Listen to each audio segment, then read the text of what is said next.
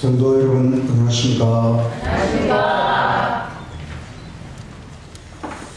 오늘은 아브라함 언약이라는 제목으로 말씀을 드리겠습니다.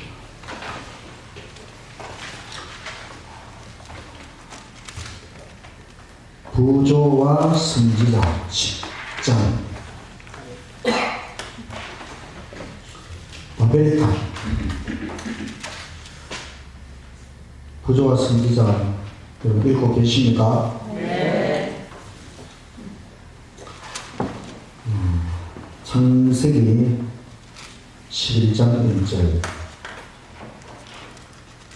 온 땅에 언어가 하나요 말이 하나였더라. 이에 그들이 동방으로 옮기다가 신할 편지를 만나 거기 거류하며 또 말하되 자 성읍과 탑을 건설하여 그 탑 꼭대기를 하늘에 닿게 하여 우리 이름을 메고 온 지면에 흩어짐을 면하자 하였더니 그러므로 그 이름을 바벨이라 하니 여호와께서 거기서 온 땅의 언어를 혼잡하게 하셨음이니라. 여호와께서 거기서 그들을 온 지면에 흩으셨더라. 이 사건은 노아 대홍수 사건 이후에 노아의 가족 8명이 방주 안에 들어가서 살아남았죠. 그 8명을 통해서 또 후손들이 퍼져나가고 어느 정도 사람들이 많이 살게 되었을 때에 그들이 바벨탑을 쌓는 사건이 창세기 11장에 기록이 되어 있습니다. 그때까지만 해도 사람들이 사용하는 언어, 말이 하나로 통일되어 있었지만 이 바벨탑 사건 이후에 하나님께서 그들의 언어를 혼잡하게 하셨다. 그래서 그 이름을 바벨, 혼잡하게 되었다. 바벨탑이 되었습니다. 노아의 아들이 3명이 있었죠. 함이라고 하는 아들, 또 그 함의 아들 가나안, 그 후손들은 불경건하였다. 그러니까 불경건한 후손들이 되었고 그 다음에 또 다른 아들 셈은 하나님의 언약의 가게, 하나님의 말씀을 계속해서 이어가는, 순종하는 언약의 가게, 또 거기에서 약속된 구세주의 가게가 되었다. 그 혈통을 타고, 셈의 혈통을 타고 예수님께서 이 땅에 탄생하신다는 것입니다. 또 아들 하나가 더 있었지요. 야벳은 그 자손들은 복음의 축복에 특별히 참여하였다. 셈과 야벳은 하나님을 잘 믿는 후손들이 되었고, 함은 불경건한 후손이 되었다. 이 모든 것은 그들의 선택, 또 개발시킨 품성에 따른 것이다. 선택. 하나님이 일방적으로 너는 나쁜 사람이 되라, 너는 좋은 사람이 되라, 하나님이 정하시는 것이 아니지요. 사람이 스스로 선택하는 것입니다. 내가 나쁜 길을 가는 것이지, 또 품성을 개발시키지 않고 계속 나쁜 쪽으로 변질이 되는 것이죠. 대체로 자녀는 부모를 본받는다. 부모의 신앙은 중요하다. 그래서 자녀가 부모를 본받는 것은 당연한 것이고, 그래서 부모가 신앙을 열심히 하면 자녀도 열심히 신앙을 하게 될 것이고, 또 부모가 좋은 감화를 끼치지 못하면 자녀도 그렇게 된다. 노아의 후손 중에 하나님을 떠나간 자들이 시날 평야로 이동을 했다. 거기는 유프라테스 강변, 티그리스, 유프라테스 강 두 강 유명하잖아요.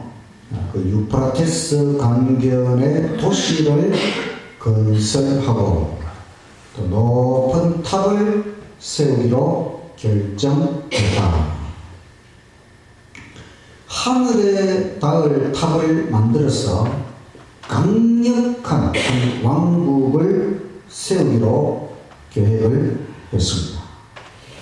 이것은 무지개 언약, 하나님께서 노아 홍수 이후에 무지개를 보여주시고 하나님께서 언약하시기를 다시는 노아 홍수 같은 그런 전면적인 심판이 없을 것이라고 하나님이 약속을 하셨죠.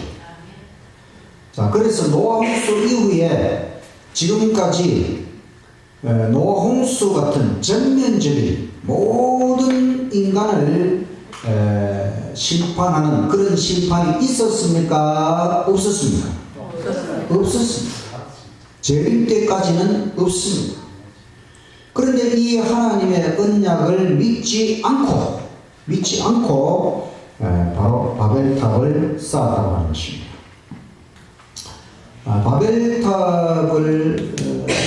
바벨탑의 모습이 현재 남아있지 않기 때문에 이런 비슷한 탑은 좀 남아있지만은 그것이 남아있지 않기 때문에 이런 식으로 상상해서 바벨탑을 화가가 그렸습니다.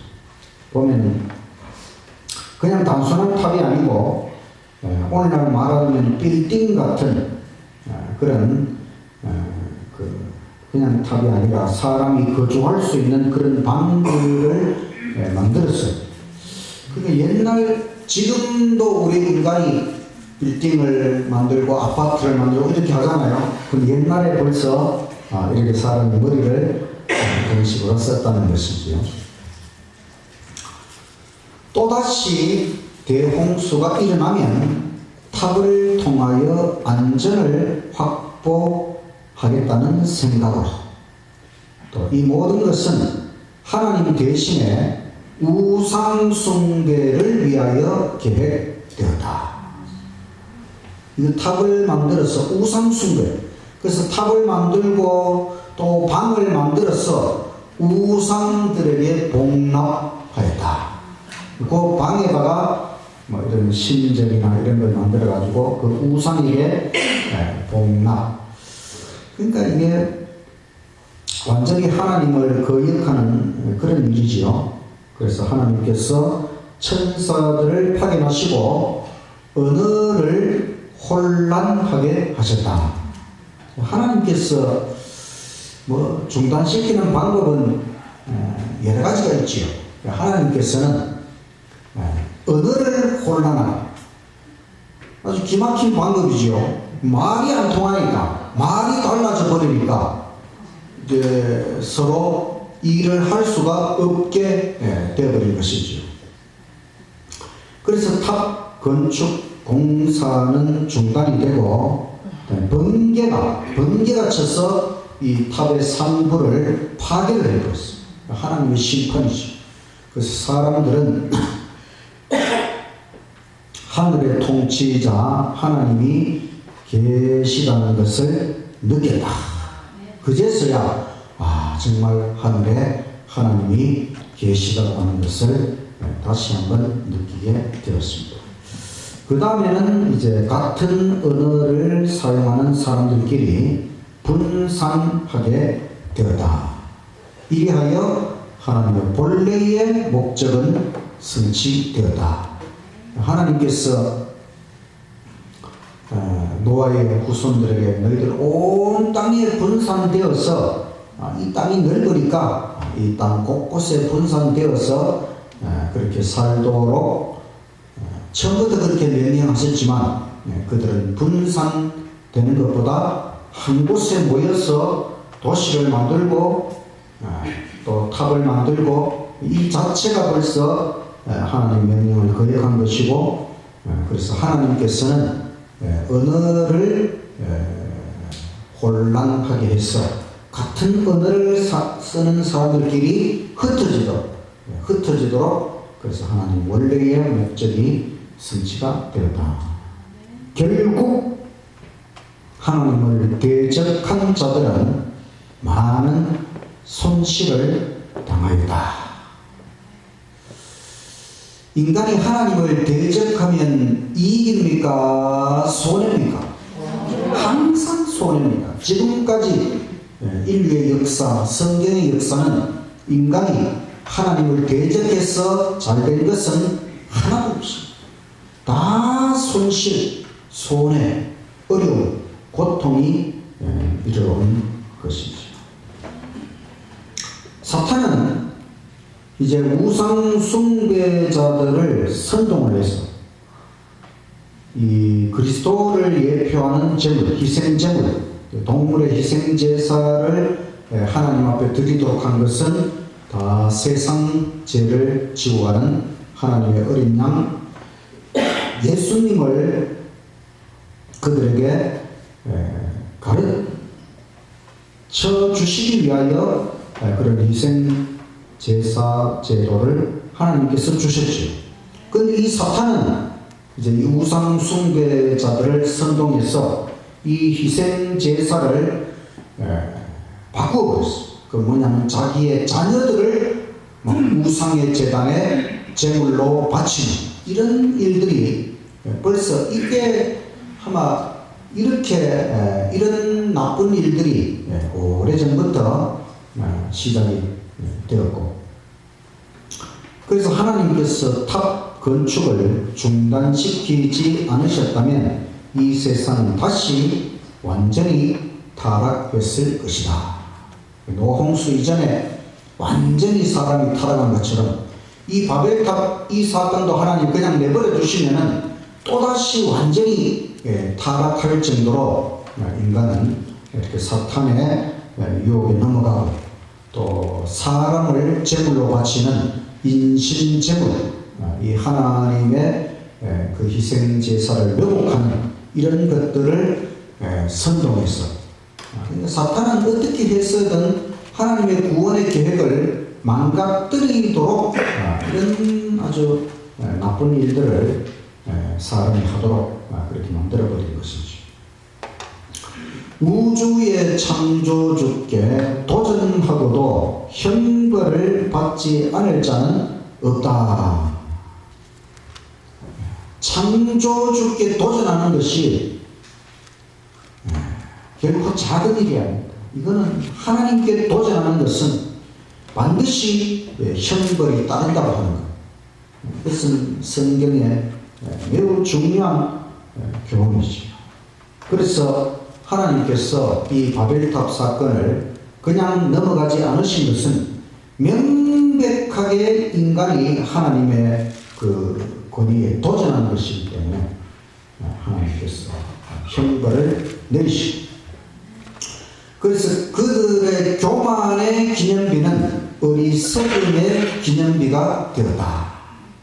그들이 그 탑을 쌓아서 자기들 나름대로는 뭐 거창한 계획을 세우고 뭐 이렇게 해서 잘 될 것처럼 또 한편으로 자기들의 어떤 이름과 명성을 날리는 그런 교만의 기념비를 세우는 것은 결국 어리석음의 기념비, 어리석음의, 그러니까 하나님을 이 사람의 이 머리를 하나님께서 주신 이 지능을 하나님을 대적하는 죄악을 저지르는 데 사용하면 안 되고 그건 결국 어리석은 것이고 하나님의 뜻을 받들고 순종하는 쪽으로 우리의 지능을 사용해야 정말로 지혜로운 사람이 되는 것이지요. 지금도 탑을 건설하고 있다. 인간은 지금도 바벨탑을 쌓고 있다. 그건 뭐냐면 무신론, 과학, 학설. 지금 이 세상을 판치는 것은 창조론 대신에 진화론, 진화론은 무신론, 하나님이 없다고 하는 무신론에 기초한 진화론, 이런 것이 과학이라고 하는 이름으로 학설로 사람들에게 가르쳐지고,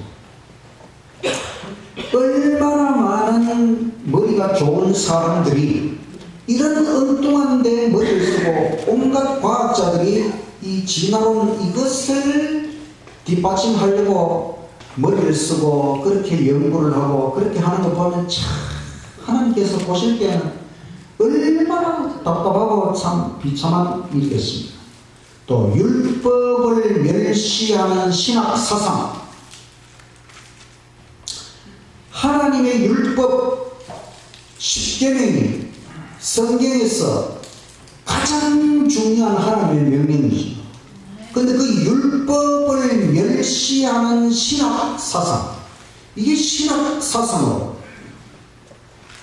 하나님의 율법이 폐하여 또 십계명을 바꾸고 안식일을 바꾸고 이런 하나님의 율법을 멸시하는 신학 사상들이 교단에서 강단에서 가르쳐진다고. 이게 바로 지금도 하나님을 대적하고 하나님을 향하여 바벨탑을 쌓는 것이나 마찬가지인 것이죠. 그래서 상이한 신조와 교파로 이루어진 기독교가 마치 바벨탑을 쌓음으로 혼잡하게 된 바벨론. 오늘날 이 성경, 하나의 성경을 가지고 교회는, 교파는 세계적으로 200개 종파가 넘는다 그래요.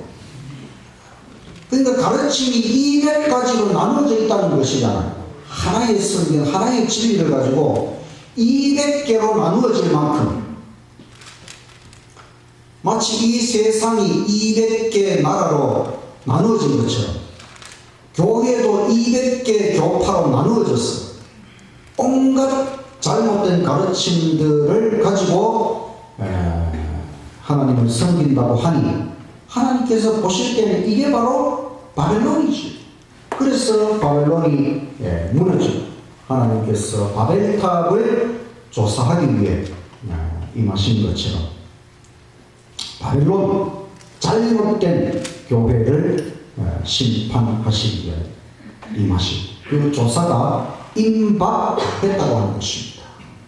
혹시 우리의 마음속에 아직도 우리가 하나님을 대적하려고 하는 그 마음이 조금이라도 우리 마음에 도사리고 있다면 다 해결하고 하나님 앞에 굴복하고 오직 하나님 뜻에 올바르게 순종할 수 있는 저와 여러분이 되시기를 간절히 바랍니다. 그 다음에 부조와 선지자 11장 아브라함을 부르신 창세기 12장인데 아브라함을 부르신 것은 바로 바벨탑 사건 이후에 이제 그들이 하나님을 대적하고 그 다음에 언어가 갈라지고 이제 사람들이 뿔뿔이 흩어지는 그런 장면들 속에서 하나님께서는 아브라함이라고 하는 한 사람을 부르십니다. 항상 하나님께서는 이렇게 사람을 부르시고 그를 통해서 하나님의 사명을 부여하십니다. 창세기 12장 1절 여호와께서 아브라함에게 이르시되 너는 너의 고향과 친척과 아버지의 집을 떠나 내가 너에게 보여줄 땅으로 가라. 내가 너로 큰 민족을 이루고 너에게 복을 주어 너의 이름을 창대하게 하리니 너는 복이 될지라. 하나님께서 이 아브라함을 그 고향 그 가족으로부터 불러내어서 하나님이 지시하시는 땅으로 가라는 것입니다. 하나님께서 아브라함에게 큰 민족이 되게 하고 복을 많이 주시겠다고 약속하십니다. 하나님께서 아브라함을 율법의 보존자로 부르셨다. 율법, 하나님의 율법을 보존하도록 하나님의 율법을 보존하는 것이 가장 중요한 것이죠. 우리가 하나님의 언약의 핵심이 바로 율법을 순종하는 것. 그래서 이 아브라함을 율법의 보존자로 부르셨다. 그래서 아브라함에게 약속하기를 자손이 번영하고 큰 민족 국가가 될 것이고 복의 근원이 될 것이고 구세주 예수 그리스도의 조상이 되도록 이런 약속을 아브라함에게 주십니다. 또 거기에는 조건이 있습니다. 바로 믿음, 이런 하나님을 믿어야 되고 또 희생을 해야 됩니다. 그것은 약속의 땅으로 가는 것입니다. 하나님이 지시하시는 땅으로 가라. 의심 없는 순종, 하나님을 절대적으로 신뢰하고 순종하라는 것입니다. 아브라함은 약속의 땅에 관하여 묻지 않고 순종하였다. 아브라함은 하나님께서 지시하신 그 땅에 대하여 그 땅이 어떤지 궁금하지만은 묻지 않고 하나님의 명령에 순종하였다. 하나님은 우리가 하나님만을 의지하도록 인도하신다. 우리가 오직 하나님만을 의지해야 하는 것입니다. 하나님께서 우리를 오직 하나님만 의지하도록 인도하신다는 것입니다. 우리가 이것을 우리의 삶 속에서 배워야 하는 것입니다. 그래서 아브라함은 자기가 살던 갈대아 우르에서 북쪽에 있는 하란으로 갔다가 다시 남쪽으로 내려와서 가나안 땅의 세겜이라고 하는 곳으로 갔습니다. 하나님의 벗이라고 불렸습니다. 하나님의 친구, 하나님과 정말 가까워진 하나님의 벗 아브라함은 기도의 생애, 제단의 생애를 살았다. 아브라함은 항상 하나님께 기도하고 또 가는 곳마다 돌로 제단을 만들고, 그래서 이 아브라함이 지나가는 곳은 사람들이 가다가 돌 제단이 있는 것을 보면 여기 아브라함이 머물렀구나 하는 것을 알 수 있도록 기도의 생애, 제단의 생애를 살았다. 아브라함은 환경에 따라 믿음이 흔들리지 않았다. 우리는 환경에 따라 믿음이 흔들릴 때가 많잖아요. 환경 때문에. 환경이 바뀔 때마다 우리의 믿음이 흔들리지만, 그러나 아브라함은 환경에 따라 믿음이 흔들리지 않았다. 하나님께서 아브라함에게 시련을 주셨으나 교훈을 위한 것. 하나님께서 아브라함에게 많은 축복을 약속하셨지만 아브라함의 생애에 시련이 없어진 것이 아닙니다. 하나님께서 시련을 주시는 것은 영적 부여를 위해서 시련을 주십니다. 격렬한 시련 시험을 통하여 그리스도께로 더욱 가까이 이끄신다. 하나님께서 우리에게도 시험, 시련 다 주십니다. 이것은 더욱 우리가 예수 그리스도께 가까이 나아가도록 하기 위해 하나님은 항상 고난의 풀물을 통해 당신의 백성을 시험하셨다. 품성의 순금에서 찌꺼기가 제거되는 것은 풀무의 열을 통해서 우리의 품성에 찌꺼기 하나까지 다 제거하기 위해서 하나님께서는 시련이라고 하는 그 풀물을 통해서 우리의 품성에 그 찌꺼기 다 제거하고, 그래서 하나님은 품성의 정면을 위해 필요되는 것이 무엇인지 아신다고 하는 것입니다. 우리의 품성이 바뀌어야 되는데, 변화되어야 되는데, 그 변화를 위해서 지금 우리에게 필요한 것이 무엇인지 하나님이 다 아시는 것입니다. 거기에 따라서, 우리의 필요에 따라서 하나님께서 우리에게 시련을 주신다는 것입니다. 우리는 정련된 기름속이 되어 하나님의 사랑의 광채를 반사해야 한다. 우리가 시련을 통해서 우리의 품성이 변화되고 그 변화된 품성을 가지고 하나님의 사랑의 광채를 반사한다. 하나님은 세밀하고 엄격한 시험으로 종들을 훈련하신다.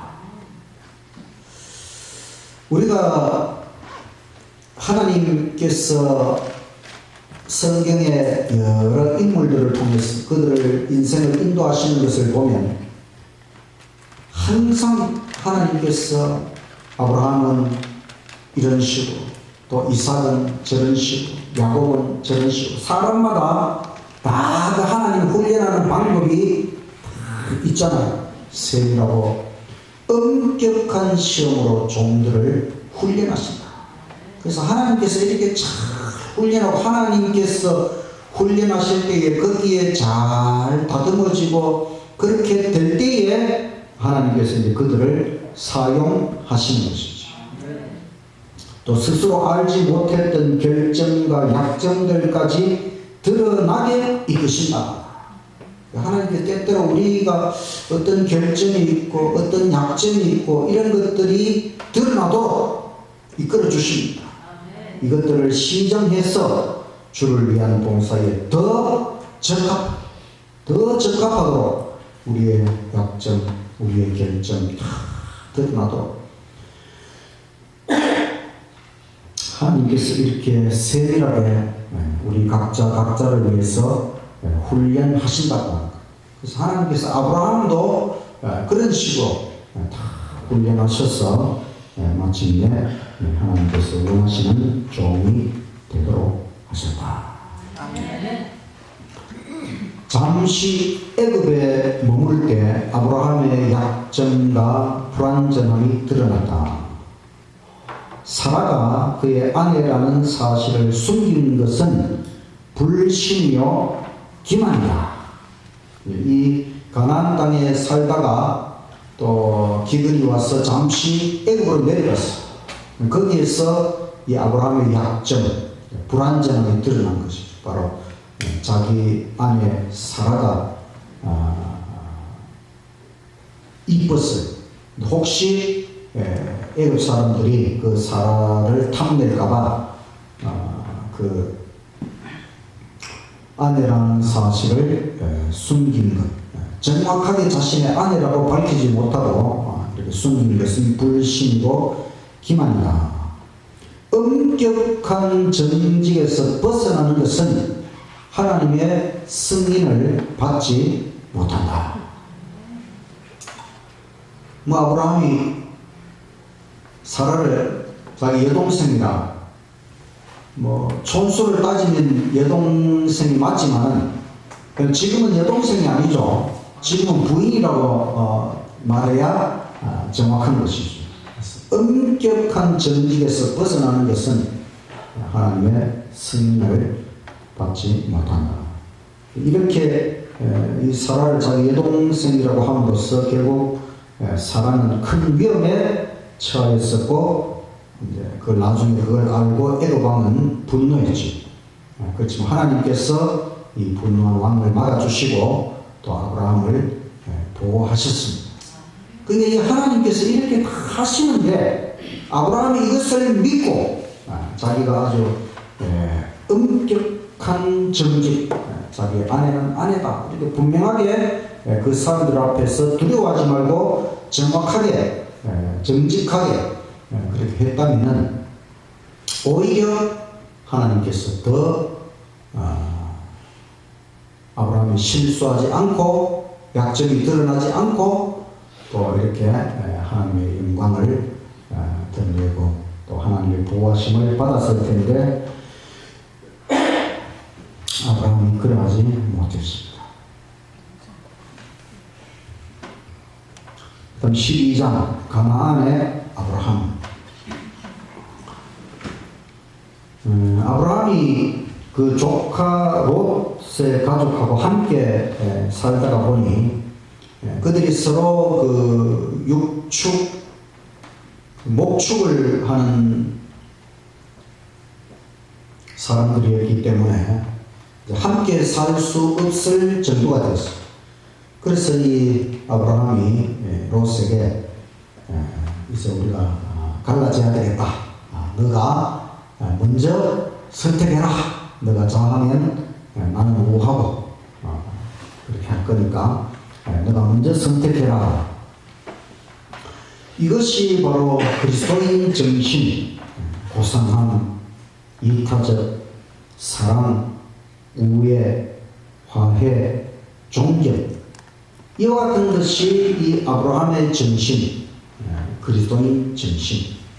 먼저 남을 대접하는 황금률, 예수님께서 말씀하신 너희가 대접을 받고자 하는 대로 먼저 남을 대접하라는 이것이 황금률이죠. 옛날에 어떤 왕이 이 예수님의 말씀이 너무 좋아서 벽에다가 황금으로 딱 적어놨어. 그때부터 이게 황금률, 황금 같은 율법이 우리가 이 황금률, 먼저 남을 대접하는 황금률의 예지를 가질 것 같으면 인생 불행은 절반이 근절될 것이다. 이 말씀을 믿습니까? 네. 우리가 인생의 불행, 내가 먼저 하려고 하기 때문에 불행해지는 것이고, 남을 먼저 대접하면 인생의 불행의 절반이 없어질 것이다. 자아 조절되는 사탄의 정신이고, 타인의 이익을 먼저 하는 것은 바로 그리스도의 사랑이죠.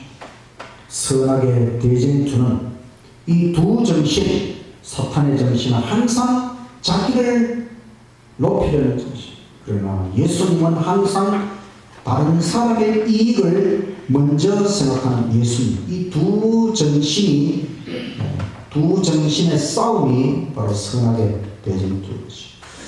롯은 이기적인 선택을 했어요. 세속적인 이익을 추구하고 영적 불행을 강구했어요. 그래서 결국은 롯은 소돔 그 골짜기를 선택했습니다. 아브라함은 참 신앙인의 감화를 주변인들에게 끼치며 나가다. 그리스도인은 세상의 빛, 선교사가 되는 것이 하나님의 교회다. 우리가 이 세상에서 부자가 되는 것이 우리 인생의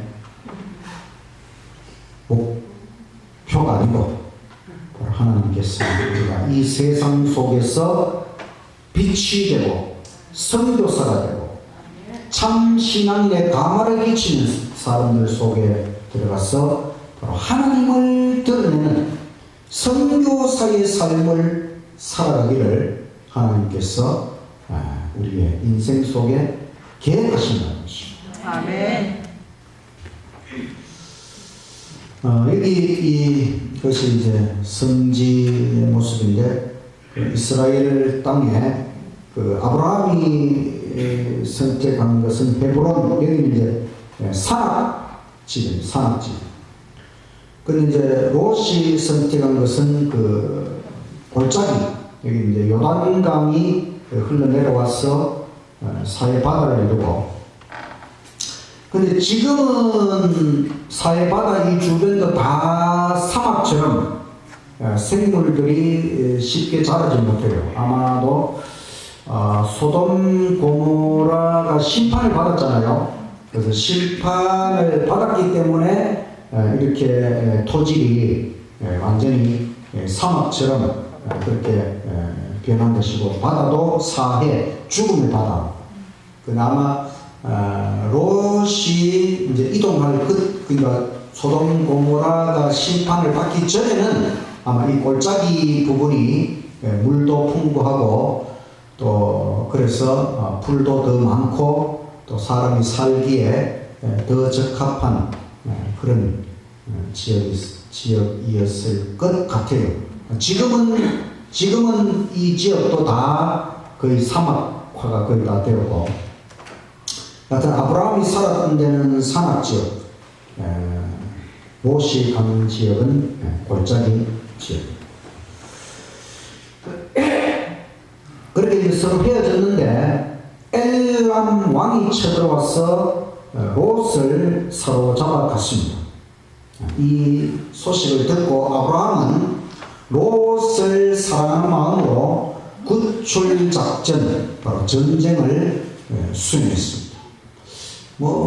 아브라함이 그냥 롯이 좋은데 가더니만 또 어려움 당하구나 이렇게 그냥 내팽개칠 수도 있지만은, 그러나 아브라함이 롯을 사랑하는 마음으로 전쟁을 해서 이기고 구해냈습니다.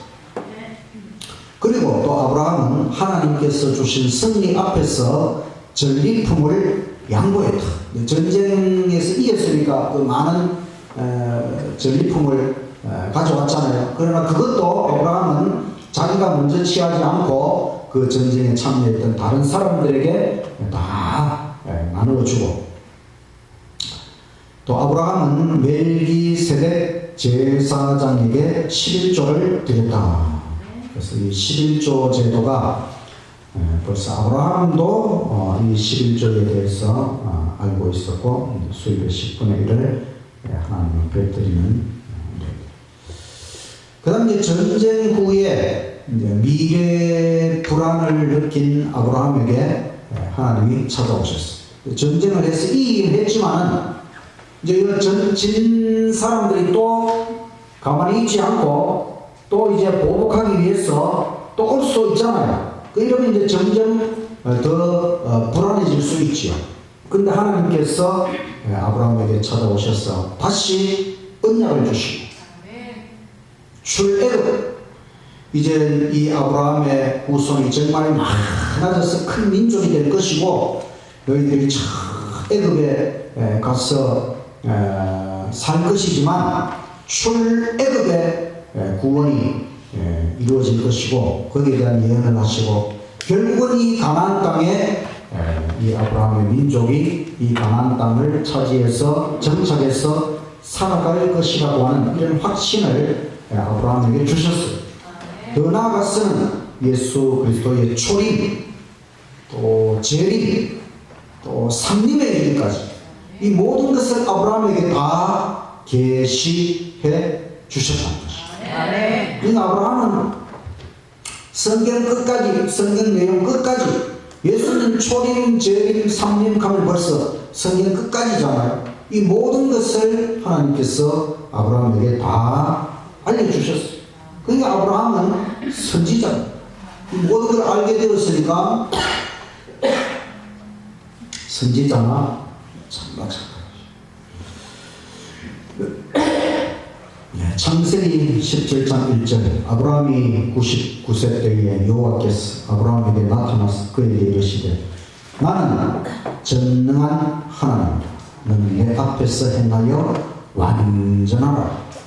내가 내 언약을 나와 너 사이에 두어 너를 크게 번성하게 하리라 하시니 이제부터는 너의 이름이라 하지 아니하고 아브라함이라 하리니 이는 내가 너를 여러 민족의 아버지가 되게 합니다. 그래서 하나님께서 언약을 주시고 아브라함이라는 이름 뜻은 명확하지 않은데 아브라함은 열국의 아비, 많은 민족의 아비가 되도록 아브라함에게 이름을 바꿔주시고 언약을 맺으셨습니다. 아브라함 열국의 아비, 사라 그 부인도 이름을 사라로 바꾸면서 열국의 어미, 그리고 언약의 표징으로 할례를 해라. 할례는 우상 숭배를 버리고 오직 하나님 율법 순종한다는 표시입니다. 할례가 다른 뜻이 아니고 그 할례는 바로 이 할례를 받은 모든 아브라함의 후손 이스라엘 민족은 우리는 우상 숭배를 버리고 오직 하나님 율법에 순종하겠다는 그 맹세 또는 표시, 그게 할례 언약의 표징이라는 것입니다. 그 다음에 또 시간이 지나서 그리스도와 두 천사가 아브라함을 방문했습니다. 큰 명예를 얻은 것이지. 특별히 그리스도와 아브라함의 그 대화, 바로 소돔 고모라 멸망에 관한 대화를 하시고 아브라함은 그 중재자로서 이 소돔 고모라 구원해 달라고 그렇게 중재하는 모습이 나타납니다. 아브라함의 식구는 1000명 이상 대가족이었다. 아브라함이 벌써 1000명 이상의 대가족. 근데 사실은 아브라함도 한 나라인 것이, 이미 한 나라인 것이. 그 당시에는 이제 지금처럼 이렇게 어떤 나라가 아니고 그냥 한 부족이 한 나라처럼 그랬기 때문에 1000명 이상의 대가족입니다. 아브라함은 가족의 제사장이었고 또 가장 비천한 종도 무시하지 않았다. 가정에는 율법이 있어야 되고 기도가 있어야 되고 예배가 있어야 되고 예수님이 계셔야 되고 천국 소망이 있어야 되고 찬양이 있어야 되고 사랑이 있어야 되고 예절이 있어야 되고 그럴 때 하나님의 축복이 임하는 곳이 가정이라고 하는 것입니다. 하나님께서 가정을 가장 기본적인 단위로 우리에게 주시고 가정이 곧 교회나 마찬가지인 것입니다. 아브라함이 1000명의 가족을 거느렸다면 1000명 교회가 되는 것입니다. 지금 우리 교회는 100명이 안 되잖아요. 그런데 1000명, 아브라함의 가족 자체가 1000명이 되는 교회인 것입니다. 그러면서 가정이고, 그래서 이 아브라함의 가정에는 율법이 있고 기도가 있고 예배가 있고 예수님을 바라고 천국을 소망하고 찬양하고 사랑과 예절과 하나님의 축복을 경험하는 이런 가정이 바로 아브라함의 가정이었다. 우리의 가정도 그렇게 될 수 있는 것이죠. 아브라함 언약, 하나님께서 노아 홍수 이후에 바벨탑을 쌓는 그들 속에서 아브라함을 부르시고 아브라함을 율법의 보존자, 하나님의 율법을 보존하면서 하나님의 율법 10계명, 아브라함도 십계명을 알고 있었어요. 십계명이 시내산에서 처음 발표된 게 아닙니다. 아담이 십계명을 알고 있었고 그것이 노아에게 전수가 되었고 그 다음에 그것이 아브라함에게까지 전수가 되었어요. 그래서 이 아브라함은 율법의 보존자, 하나님의 계명, 십계명을 보존하고 이 하나님의 계명을 가지고 이 세상 가운데 살아가면서 많은 우상 숭배자들, 하나님을 거역하는 자들에게 빛이 되고 선교사가 되고 이런 일을 위하여 하나님께서 아브라함을 부르시고 아브라함 언약을 맺으셨다. 오늘 우리의 삶도 하나님의 율법의 보존자, 하나님께서 이 남은 교회를 하나님의 율법을 온 세상 가운데 우뚝 세우기 위하여 이 남은 교회를 세워주셨지요. 우리가 이 십계명, 하나님의 십계명을 다시 한번 우리 마음의 귀에 비새기고 온 세상 가운데 하나님의 율법을 드러내기 위하여 최선을 다하는 저와 여러분의 삶이 되시기를 간절히 바라면서 말씀을 마치겠습니다.